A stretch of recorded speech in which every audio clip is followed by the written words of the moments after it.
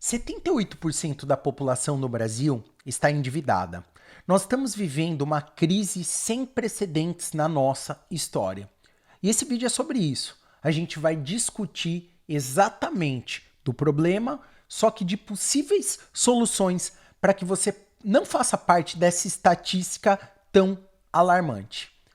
Só que o primeiro ponto desse vídeo, eu quero que você entenda claramente, eu não estou aqui para discutir a política. Até porque eu tenho minha visão da política, você tem a tua visão da política. Não é sobre o político A ou sobre o político B. Não é sobre encontrar um salvador da pátria. Até porque eu lembro do meu avô, eu era bem jovem quando meu avô falava assim, que o próximo presidente que ele ia entrar no nosso país, ele ia fazer uma grande revolução. Foi quando entrou o Collor de Mello.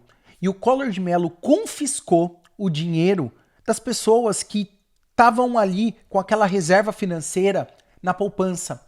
E meu avô, ele tinha vendido uma pensão, depositou esse dinheiro na poupança e perdeu todo o dinheiro. No final da vida, meu avô falava que político era tudo ladrão, era tudo safado, que não dava pra gente depositar a nossa esperança nos políticos. Foi quando então eu sabia que de fato o nosso voto ele precisa ser pensado e inteligente. Só que o comando da nossa vida fica sobre a nossa responsabilidade. Nós não podemos depositar a esperança que o presidente de fato vai mudar a nossa vida. E quando a gente pega um dado alarmante como esse, eu gosto de atribuir isso a alguns fatores. Primeiro, hoje é esse dado, mas se a gente voltar alguns anos atrás, esses dados não vão destoar muito. Sempre a população brasileira esteve muito endividada. Talvez seja um reflexo de um pós-pandemia ainda, eu não sei. Eu não sei exatamente por que está acontecendo isso, só que eu sei de uma coisa, eu sei o caminho para você sair deste problema. Existem alguns pontos que eles precisam ser levados em consideração.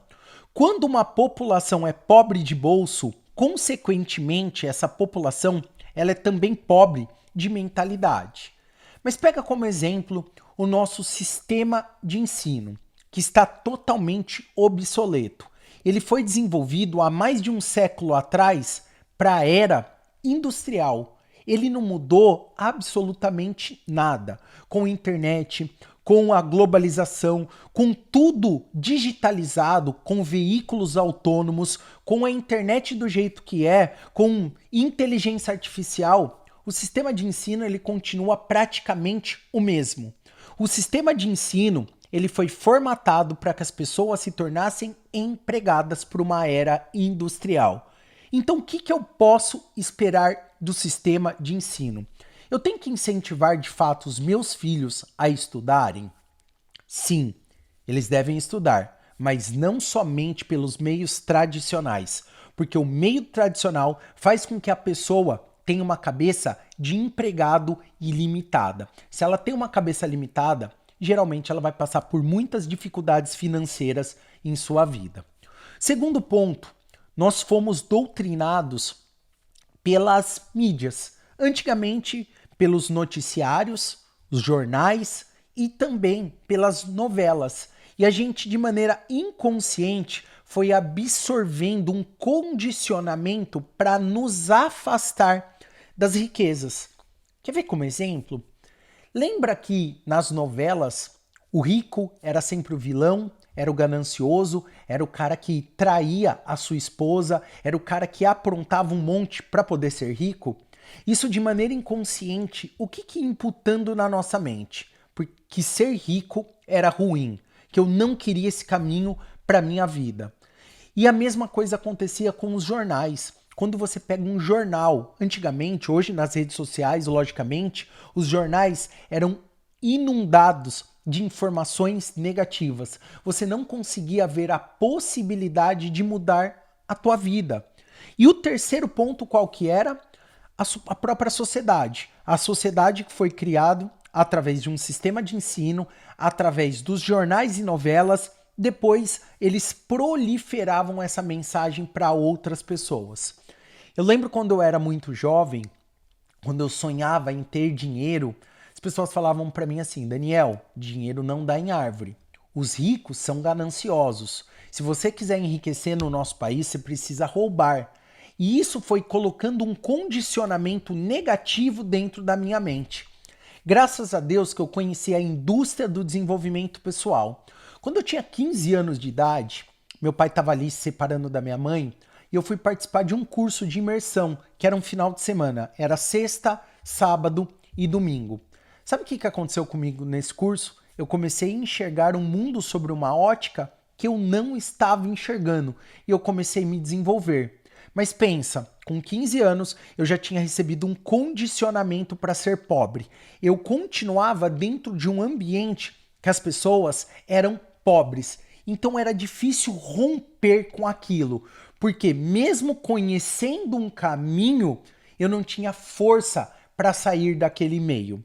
Depois, o que aconteceu comigo anos depois, quando eu tinha 22 anos de idade, eu conheci a indústria das vendas diretas. Tive a minha primeira, sabe assim, o primeiro namoro com essa indústria. Tive alguns resultados, contraí muitas dívidas, aprendi muito, mas eu comecei a me direcionar, sair daquele meio onde eu convivia para buscar um meio que buscava o desenvolvimento pessoal. E quando eu falo desenvolvimento pessoal, eu estou falando desenvolvimento pessoal, eu estou falando desenvolvimento profissional, eu estou falando de você romper alguns padrões que são impostos pela sociedade. A riqueza demorou para chegar para mim? Eu tinha aproximadamente 30 anos de idade quando eu me cadastrei na minha última empresa de vendas diretas e eu fiz um trabalho avassalador. Só que eu vim acumulando conhecimento de 15 até os 30 anos.